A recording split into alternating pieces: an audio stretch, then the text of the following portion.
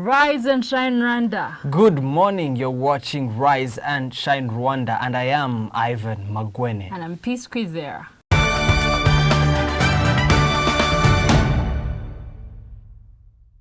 Welcome to Rise and Shine weekly review show where we take you back through the best of the week here in Rise and Shine. My name is Peace Kwizera. Of course, I am Ivan Magwene. Over the next hour, I will bring you a review of the week's top stories, analysis, debate, and insights into the stories making headlines in here in Rwanda and across the world. The Rise and Shine crew have throughout the week been diligently gathering and preparing everything you need to know about what's happening in Rwanda and around the world. But first, we get to introduce to you the rest of the team. Good morning, Stephen. Good morning, Ivan. How is the Friday mood around here? Well, it's a Friday. It's It's a weekend. So we can you Rise and Shine, Chantal. Good morning, Ivan. Good morning. How you feeling? I'm great. After the budget, are you excited about the budget, or you're a little bit excited. Plus, the outcomes are really encouraging. So let's hope we get there. All right. It's never forgetful, like to say hi and good morning, Peace. I know you're gonna complain or something. Ivan. All right. All right. Let's get this going. But first, we bring you some of the stories that were making headlines this week.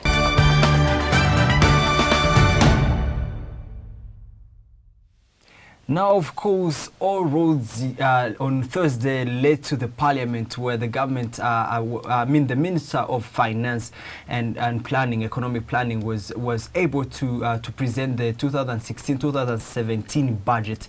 Now, for most of us, this is a very important aspect of this country's economy, and especially looking at what people are expecting, especially in different sectors, to see how much is it going to be for different sectors.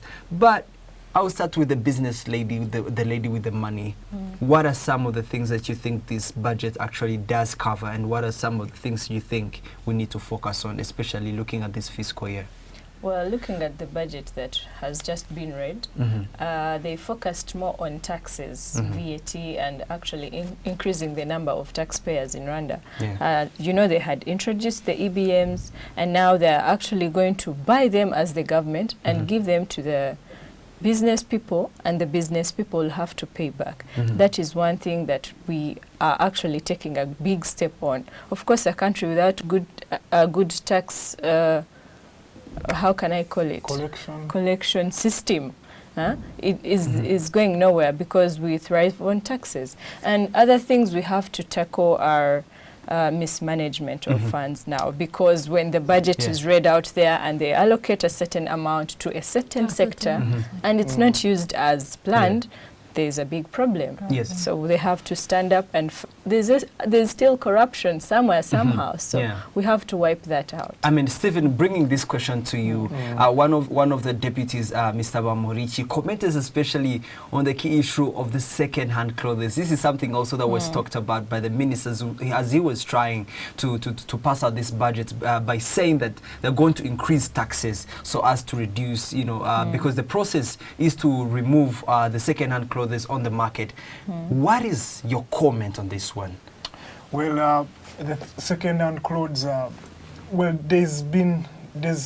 they focused on making sure that improving the program of making sure that people consume more Rwandan goods. Yeah. Yes. Okay, that's why they raised the tax on second-hand goods. Yeah. But actually, talking to many analysts, the idea of promoting consumption of locally made goods, that would be a good move, because it eases the pressure on the forex, because we have the dollar gaining on the francs because of importing a lot of goods. Yeah. So it's good in a way. It will affect people in a way, because we buy chagua, it's what we. But there is a positive to it. Who are the winners and the losers in this budget, especially in terms of sectors? Who do we think deserves a win to say that in this budget we say, let's say the textile industry, do we see the textile or any other sector being a priority for this budget? Should be, well, the IT sector. Exactly. Because IT is taking over. Why Why not the textile industry, since they're trying to reduce? Even the textile industry. Textile. They are In the trying, but long they have run, not won. On that one, they that's haven't. in But the they're long heading run. there, In I the don't long want to run, cause a they- debate run here, but of course we move on to a second story this week. Now, of course, it was very big news and quite a surprise as President Yoweri Kaguta Museveni announced his new cabinet. Well, quite a surprise because of course he announced his wife Janet Museveni to be the Minister of Education and Sports. And more important is the fact that some of these ministers came back, and not forgetting the very charismatic Kahinda Utafire, if you've known him, especially through the NTV program Point Blank. But anyways, any political atmospheric pressure we might be facing because of the appointment, especially with the First Lady being a Minister for Education? Well, that is one. Okay, that one may raise some dust. But, well, it's also important to note that he appointed 4 ministers from the opposition. I remember that during the elections, Kampala performed badly for the NRM. So I think to make sure to make an inclusive cabinet, he called those ministers. So that will also bring some, even the way the scales a bit. Well, please, your comment on this one, because I knew you a very big support. Well, you think this is no bad decision, or in either one way or the other, not a very political move? It's not a political move because this same First Lady has served in the government. What is your opinion, the fact that she's now in the cabinet again? She's the Minister of a very vital position, Education and Sports.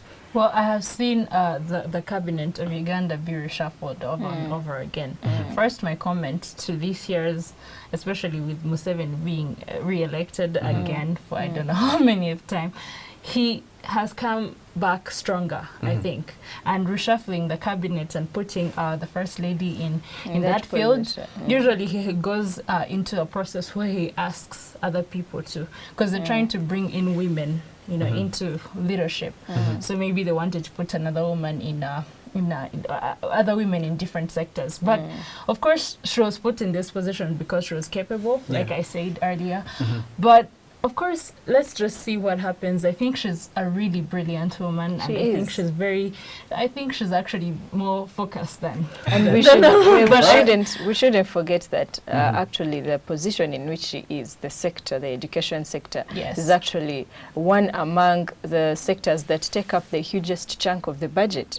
So let's see how she's going to manage that. Let's see how she's going, and for sports as well. So let's just see how it happens, and maybe we'll talk about it. Never know what happens. Maybe the Uganda Cranes might qualify for the World Cup. Who knows? You never know. Now moving on to our international story. Hillary Clinton was able to make what one would call a historical nomination. Now is bearing the flag for the Democrats. And decided Bernie Sanders says, I'm going to fight until it gets down to July in the normal convention, which he says, after taking up this one, of course, the win in different states during Super Tuesday. Of course, this was a win not only for America, but Hillary said this was a win for all the women in the world, because this is historical. Sure. None in the history of the United States has a woman ever taken the flag of a party, either Republicans or Libertarians or any other party. So, I mean, not liberals. Well, you might say that. But anyways, Republicans or Democrats, the strongest of all of them. What do we see here? Because there's a lot of pressure mounting for Bernie Sanders. Should Bernie Sanders indeed just give up the fight like that, outside of with Stephen? Well, I don't think he should give up per se. Okay, Hillary Clinton has this formidable backing of the people, but I think she should work hard. She should work hard to beat Sanders, because if she can't beat Sanders, then how about Donald Trump? Exactly. Yeah. So I think Sanders should keep the game and such that Clinton can keep her game? Well, I think being a lady, I'm 100% behind Hillary Clinton. And you know, that's what Donald Trump has been arguing, that people should not vote for Hillary because they're trying to make history for women. They should vote Hillary because of her track record. She's there because of what she has to offer. Yes. So we are voting her, first of all, because of what she has to offer. No more emotions based on yes, and the fact that she's a lady and she has a lot to offer. It gives you that enthusiasm of I want to really see her. Because we know women as the kind of people who just take care of everything. They take care of the home, they take care of the kids, they take care of everything. And they'll be submissive. Donald Trump has accused the Clintons of using the state finances to enrich themselves. But also, it's interesting to see how Hillary Clinton, a woman, is taking the battle to absolutely. Donald Trump is Donald Trump. Donald you Trump cannot get enough. Well, we'll see. Now, of course, the race gets tougher and tougher, and we can't wait to see what happens in July's convention. There you had it for our stories. We'll be back shortly with the story of the day.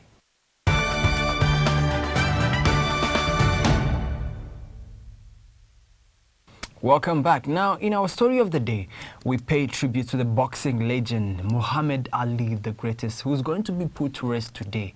He is a special tribute to this great man. Welcome back to Rise and Shine Rwanda, and you are, of course, in time for your story of the day with me, Ivan Magwene. Now, they say he was the greatest in the ring, but most say he was even greater outside. Today, the world mourns Muhammad Ali. Now, Muhammad Ali, aged 74, died this last week of septic shock. For so many of us, Muhammad Ali has been an inspiration because of his voice over certain topics, from human rights to even equal justice. Today, Rise and Shine pays tribute to the legend who called himself the greatest. Let's take a look at some of his unforgettable memories. I am the greatest. 15 times I've told the clown what round he's going down, and this stuff ain't no different. I don't like fighters who talk too much. Shut up, man. I told you I'm too slick for them tricks. No special training, just be at the fight. I'm ready to back up everything I'm saying, and I'm through talking. This poem tells how it feels to be as great as me. This is it, the greatest short poem of all time. Me, we. I attract people in a way that no other athlete has ever done. Why do you fight people who are quite obviously not in your class? For example, who? Well, let me put an even better question to you.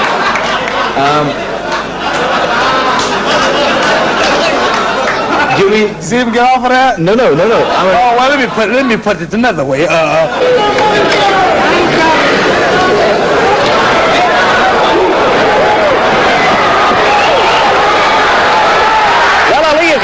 For it, Coach is trying to give it to him.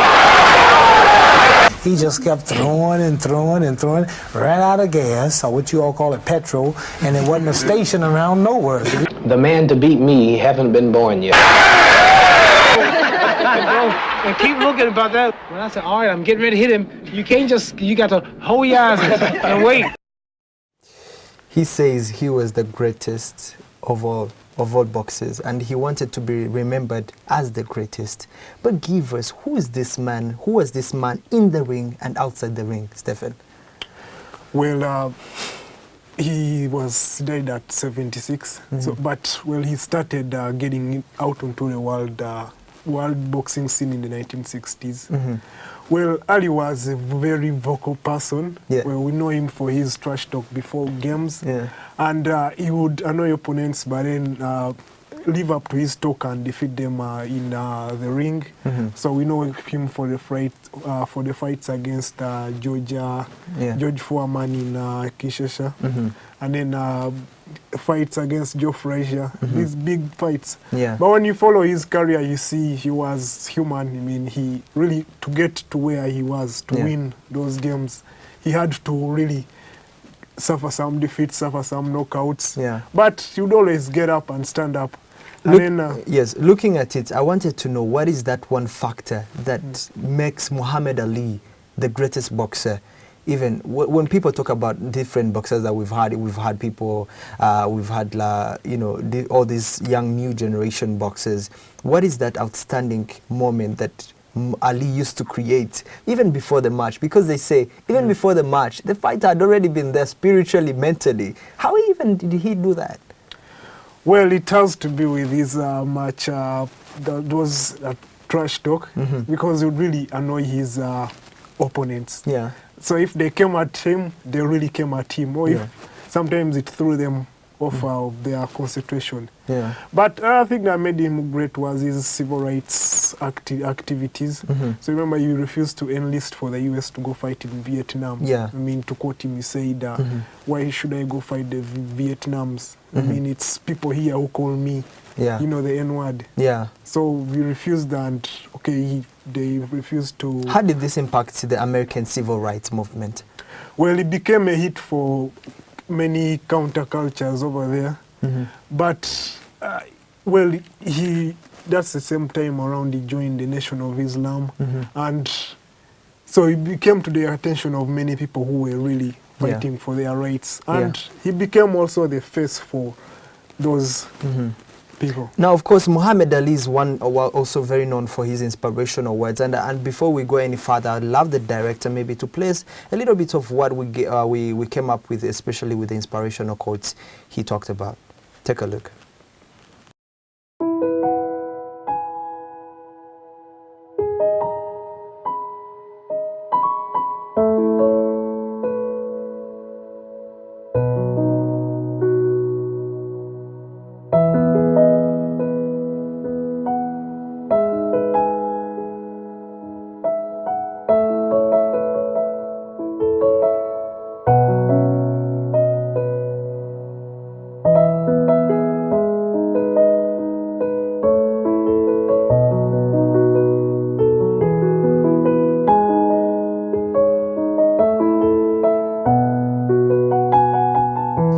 Steven, such inspirational quotes. I mean, we still use them today. Sure. One in just a few words as we wrap up this talk.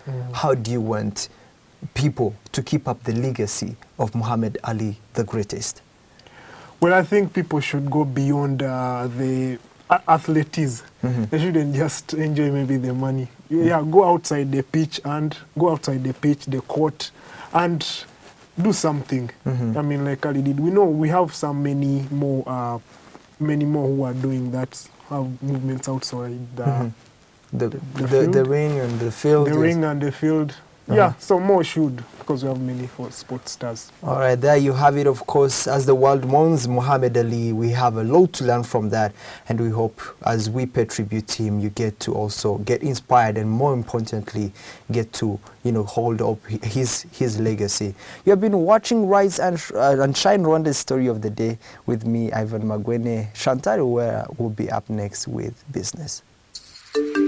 Here is to traveling and saving. Starting 1st of April to the 1st of June, travel with RwandAir and take advantage of our reduced fares and enjoy our world-class services in great comfort and safety.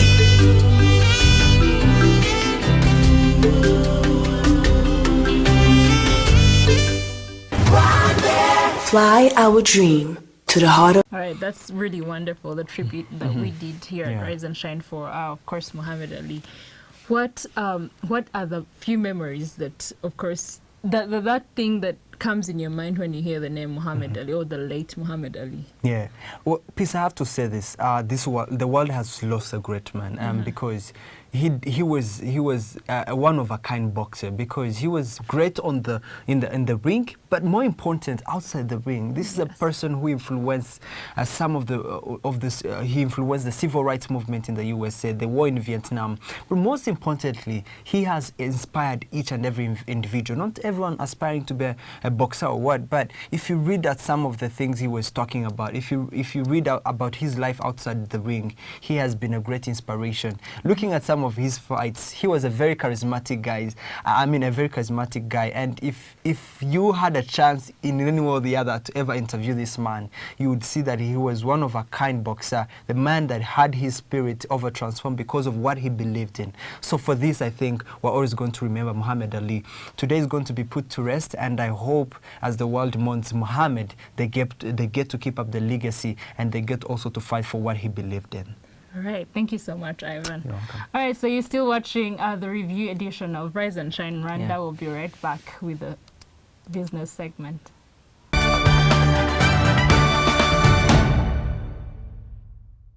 Welcome back. And in business, one of our week's favorite was 250 Taxi, a transport service offering company that is taking Kigali by storm, where a cab is just one click away. This service is quick, efficient, and affordable. Let's take a look back. Ever been stuck somewhere while you're trying to call your cab guy and he's busy, or even worse, he's too far and you need to be at your next appointment?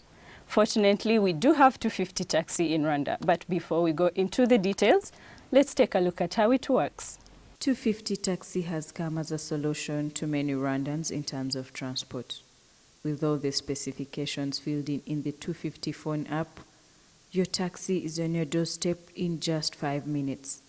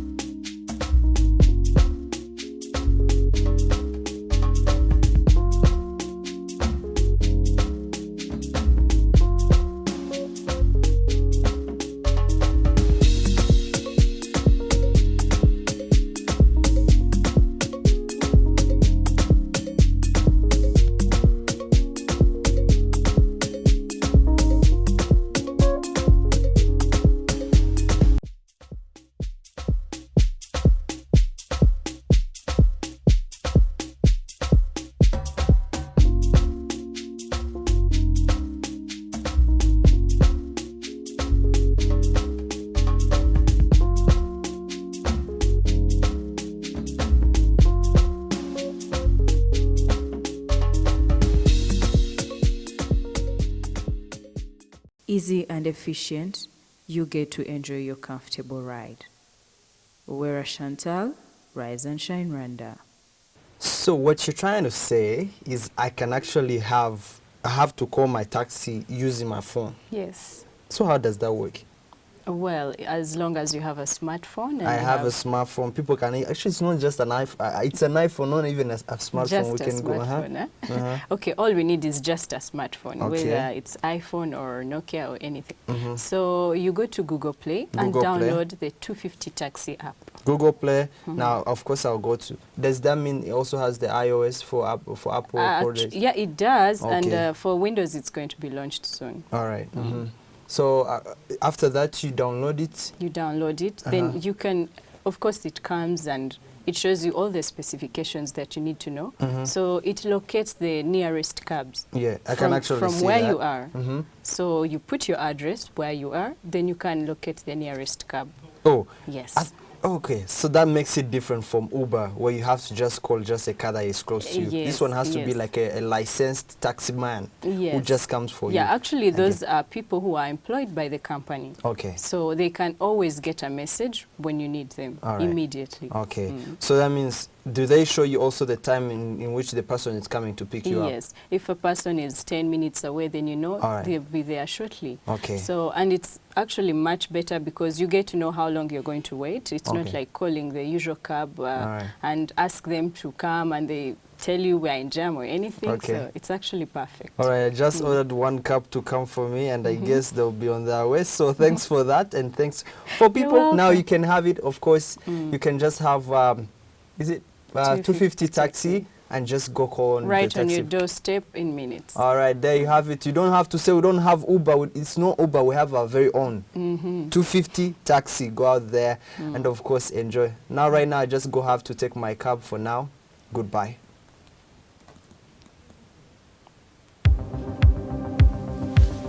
You just say bye, and then you're coming back to say goodbye.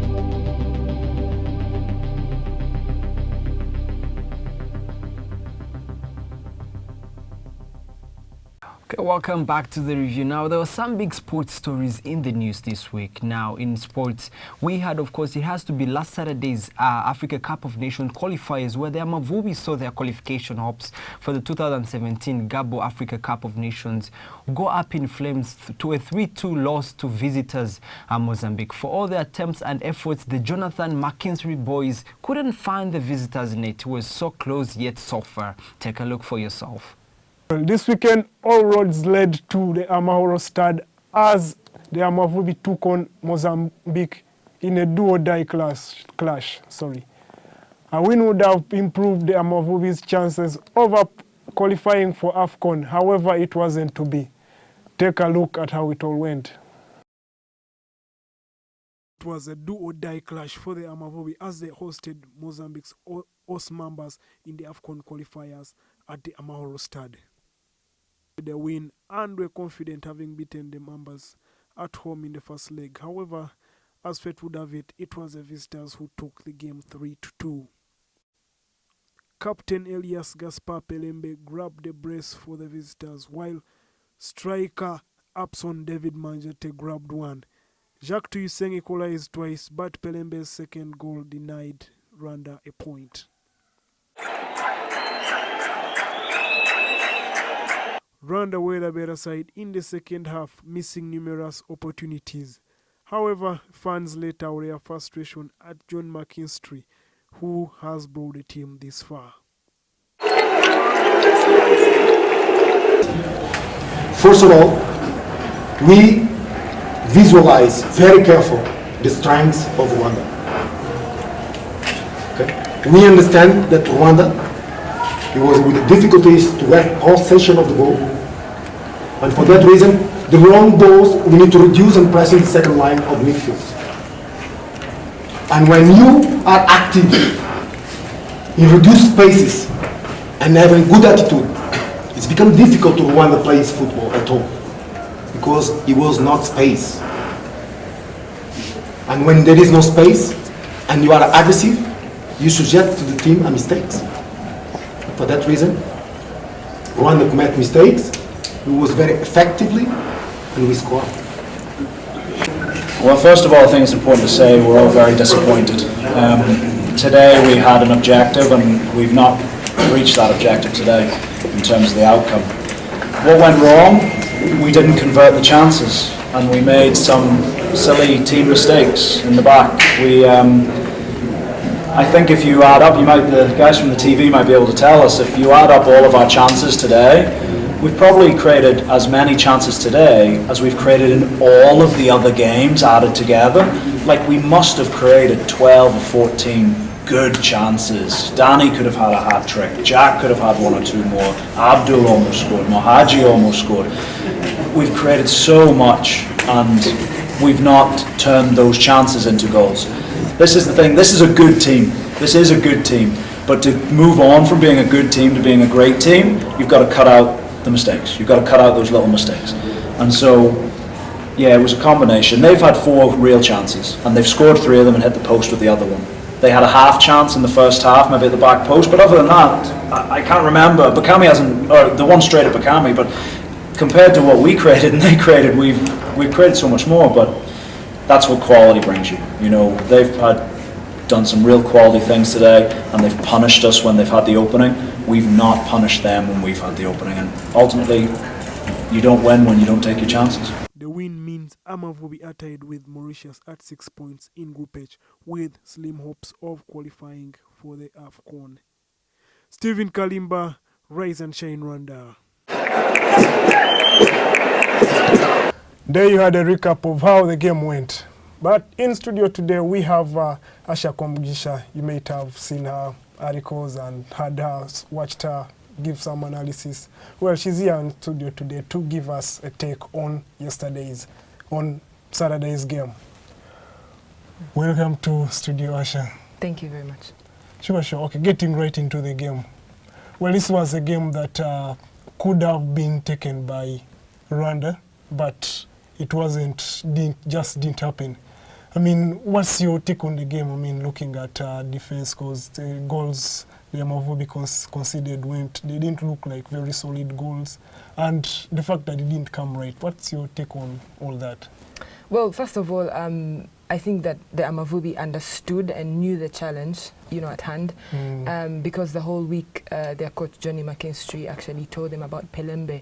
Pelembe is a very ambitious player. He likes to try out things, and you see the first goal. How he just struck like from 30 yards. The keeper was surprised. Yeah, he was flat-footed. I mean, even the players themselves, the midfield and the defense themselves, everyone was just looking on. Like even the crowd, everyone was shocked. Like, how did that go in? But it looked the other two goals. It looked. I mean, there's a long shot that the number 7 took. It looked a bit somehow like that. Everybody was flat-footed. Well, the thing is, in football, if you make one mistake, you're punished. If you lose concentration in a very big game like that, then you're bound to pay for that mistake. So I think that Amavubi did not do well, in trying to stay in the game, because look at the time Jacques Tuisenge equalized, and then just seconds later. Mozambique, took the lead again. So that lack of concentration in a big game like that is what cost the Amavubi, because scoring goals, yes, they scored, but also I think Amavubi maybe created about 12 clear-cut chances. Yeah. Danny Usenjimana should have scored a hat-trick himself. Even, there's so many other guys, like even Abdul Ratbia, the central defender, he had a chance. Emery by Senje, the free kick that he had, in the second half, he could have scored. So, such opportunities.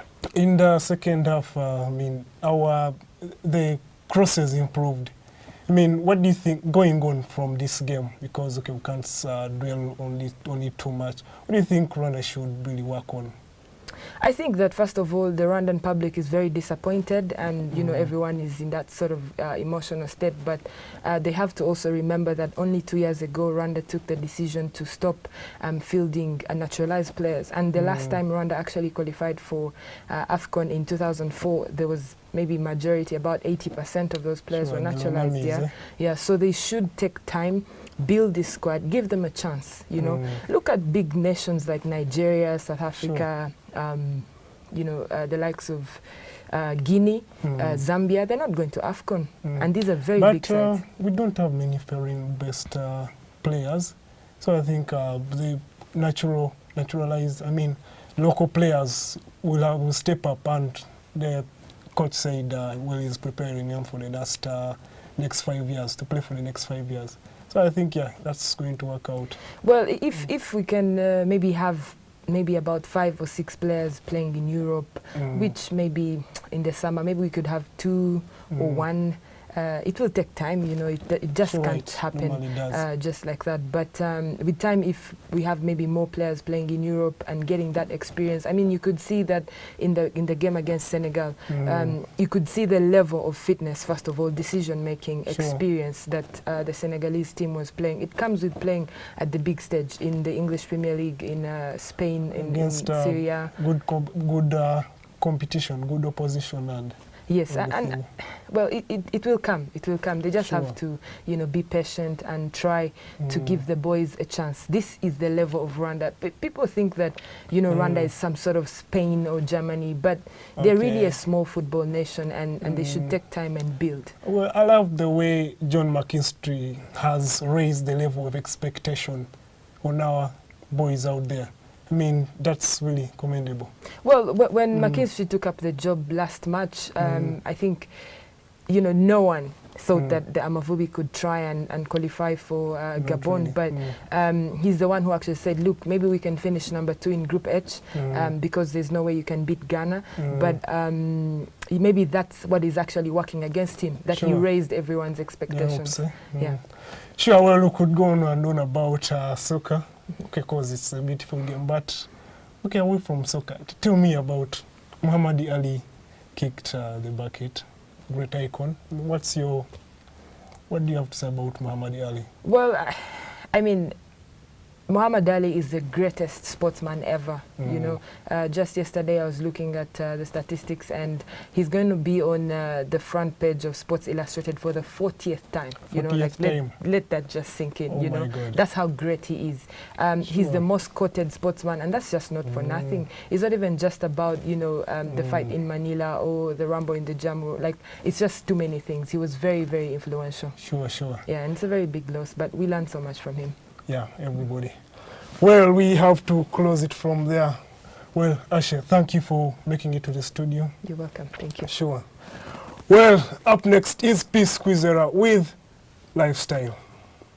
Here is to traveling and saving. Starting 1st of April to the 1st of June, travel with Rwandair and take advantage of our reduced fares and enjoy our world-class services in great comfort and safety.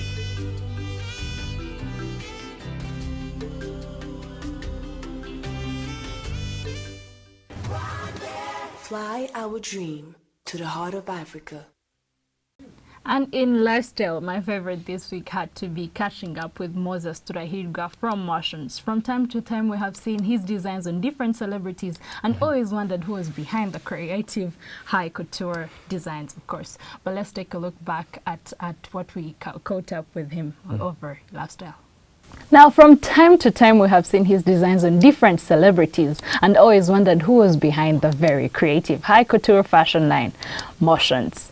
Today, we take our time to get in touch with the man himself, Moses Turahirwa. But before we go any further, let's take a look at what we compiled for you. Moses Turahirwa is a model as well as a fashion designer who owns a fashion line well known as Moshions. Being a model, he participated in various competitions like Mr. IPRC, which he won, and Mr. Africa, which was held in Lagos, Nigeria in 2015, where he emerged as the second runner-up. Moses was born in Rwanda in 1991 and studied at the Integrated Polytechnic Regional Center in Kigali in the Faculty of Water and Sanitation Engineering. He later started modeling in 2010 after he was chosen as the Mr. IPRC, which was his university. Later, he launched his fashion label, Moshions, in 2014, and so far has participated in different fashion shows like Kigali Fashion Week, Swahili Fashion Week in Tanzania, ASFA 2015 in Uganda, where he also got awarded different awards. We have seen some of his designs on celebrities like the Urban Boys and Martin and very many others. We got a chance to catch up with him at the World Economic Forum's Fashion Friday. Let's take a look. Okay, my name is Moses, as you said. I'm the founder of Moshions, based in Rwanda. I operate from Kigali. Then my fashion brand is a bit unique with artistic way. I do video costume for films, and I do different outfits for the fashion shows. I'm much more into creative industry, into fashion. Yeah. Now, if we talk about the World Economic Forum, have you gained much from it? Well, I would say World Economic Forum, it was really great, a very great opportunity, mostly in people in the creative industry, like fashion, because we got to know different people. There was a Fashion Friday, there was a panel talking about fashion, how fashion designer would grow, like Africa fashion would go like globally. So I would say I met different important people in the fashion industry that can boost our career. So I'm really grateful for World Economic Forum. Where do you see the fashion industry, or where do you see it going in the next 5 to 10 years? Where I see the fashion industry, it's really growing. From me, in that experience in between 5 years, where it was, it's not where it is now. We're having different fashion events promoting fashion, both model and designers, because of those key points in fashion industry. So we're having the fashion shows, we're having the exhibitions, we're having new brands coming up. So there is really hope that the future for Rwandan fashion industry is bright. We need to build our own Paris in Kigali. And joining me in studio today is the man himself, Moses Turahirwa. Welcome to studio, Moses. Thank you very much. Please. All right. So I think many people at home are wondering, you know, what is Moshions? Where did that name come from? It's one of a kind. Tell us a little bit about how you came up with the name.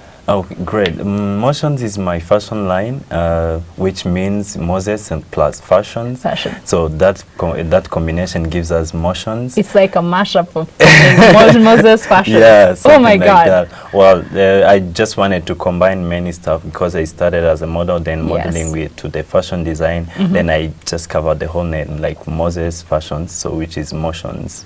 Yeah. Of course, that's really interesting. I wish everyone would come up, but you know, some of our names would not even, be compatible with fashion. It also took time to figure out and to realize like I can put it the name like Moshions. But to tell you, it really came out right. Thank you very much. All right. So everyone must be wondering, where did, you're famous for the mitero. It's one of a kind. It's one of the designs that we all look at and we want to dress, in, especially if it's kind of for everyone. It's for women. It's high, high fashion. It's all kinds of things that you want to wear. Where did you come up with the idea? Did you go to school to get something? Did you just sleep and dream? Where did you get the idea of coming up with, the mitero? I'll talk like about mitero, the way I came up with such idea. When I got into fashion design, I was like, I need to be creative. I need to bring up something which which people don't use to see. Like I need something different, something unique. Then I thought about that because I love fashion and I love the creativity industry, but also I related to like the local culture and something. So mitero was something like a hanging cloth on the shoulder. It used to be like a royal, like in the 90s or 16s, royalty family used to have like mitero. Then I wanted something like that, but in a very good traditional way, but also modern. Then I work on improving it, the way it can look modern in a modern industry, in a fashion way, but also that recovers like the local culture, our Rwandan culture. So you met tradition with modern. Yes. And so just blended it. Yes. So I can use it on both female and male outfits, and it always look great. It is amazing. I mean, I should tell you myself, but I have seen, and I would get. I wish I could get something myself. Of course, and you're getting one soon. All right. So I think everyone would be wondering, what is the way forward? With you being a designer, you've modeled before. You represented Rwanda in Mr. Africa, where you were second runner-up. I think I should hire for you. Thank you very much. But, that is such a great step for a designer, stroke a model. But what is the way forward? Of course, you've had your modeling career, you've had everything going on. You just maybe started. You started in 2014. But what's the way forward? It's only 2 years since. So just give us a little bit. What's the way forward from now? Okay, thank you very much. That's a good question. I've been in the industry, mostly in the fashion industry in Rwanda for 5 years. Because as I told you, I started as a model. Then after I started concentrating myself on my designs, I've launched the different collections in Kigali Fashion Week, Swahili Fashion Week, A-Brands in Kampala, and also get privileged to represent my country in Mr. Africa, where I won the second run-up. So the way forward for me is now, I'm not much focusing on modeling career because I've stepped into the fashion design and I see it's really going good. People are liking my designs, are loving my outfits.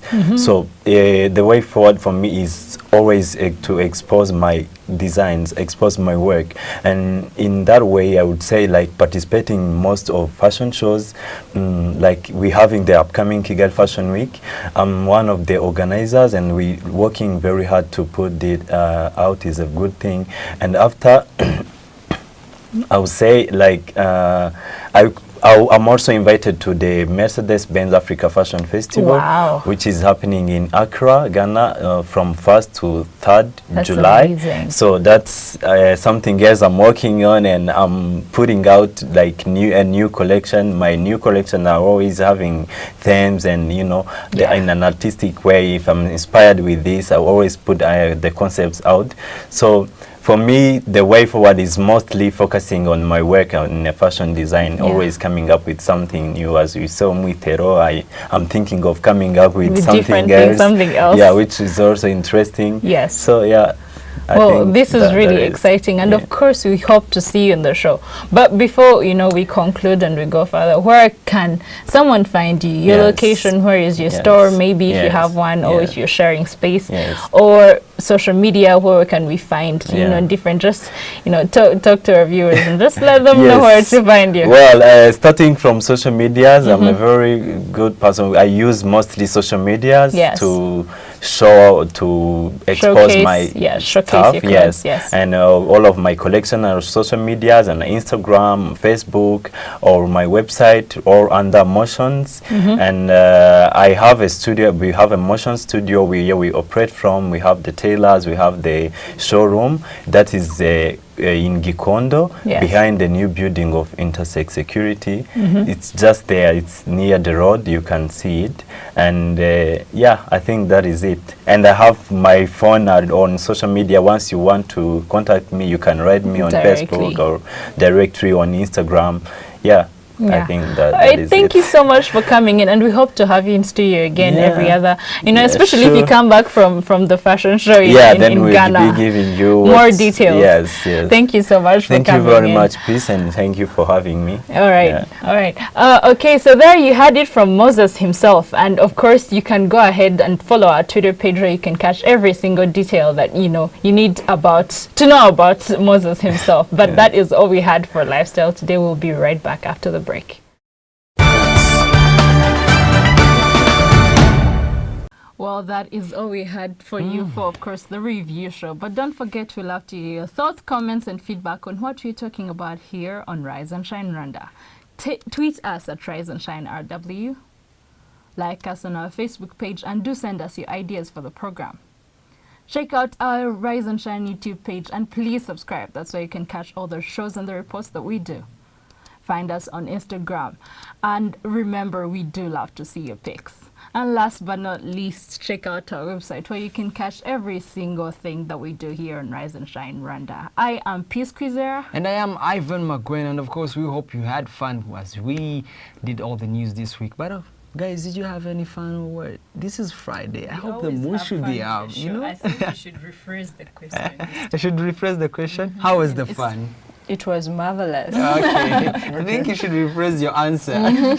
Well, anyways, just saying, no hard feelings. Anyway, it's Friday, and of course, who isn't? We are all looking forward But to before we end up the show, we would love to extend our condolences to our neighbors, Kenya, for the loss of their former president, Daniel Arap Moi. Daniel Arap Moi, and of course, we hope that as they go through this hard time, they get to, stay strong and reunite as a nation. Oh, well, that's all we had for you. We'll be back here, same time, same place on Monday. Do join us then, but for now, it's goodbye, and we wish you even a better weekend. Bye-bye.